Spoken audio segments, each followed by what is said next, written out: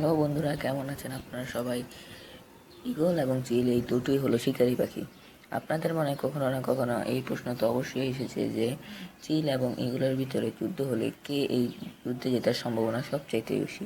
তো এই প্রশ্নের উত্তর যদি আপনাদেরকে জানতে হয় তাহলে অবশ্যই আমার তৈরি করা আজকের এই ভিডিওটি আপনাদেরকে অবশ্যই দেখতে হবে। এই ভিডিওতে আপনারা সব উত্তর পেয়ে যাবেন। প্রথমেই রয়েছে ঈগল। ঈগলকে বলা হয় পাখির রাজা। এদের মধ্যে পৃথিবীতে মোট 7টি প্রজাতি রয়েছে। এদের ওজন হয় সাধারণত 4 থেকে 6 কেজির মধ্যে। এদের চলাফেরা অনেকটাই রাজকীয়। এরা পাহাড়ে বা উঁচু ডালে বাসা বাঁধে। এরা সাধারণত আকাশের অনেক উপরেই উড়তে পারে। এদের শিকারের গতি হচ্ছে গিয়ে 320 কিলোমিটার প্রতি ঘন্টায়। এদের সমান ওজনের যে কোনো শিকারকে নিয়ে খুব সহজেই আকাশে উড়তে পারে। এদের পা দিয়ে যে কোনো শিকারকে খুব সহজে চিরে ফেলে। পরে রয়েছে চিল।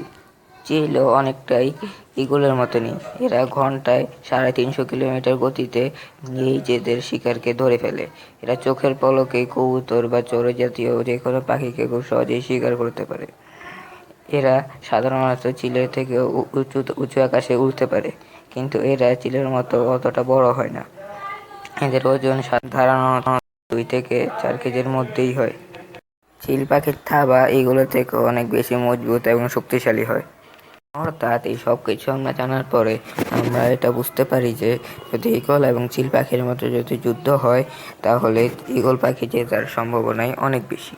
তো বন্ধুরা, ভিডিওটি ভালো লাগলে লাইক করে দেবেন এবং চ্যানেলটি সাবস্ক্রাইব করে আমাদের সাথেই থাকবেন। ধন্যবাদ।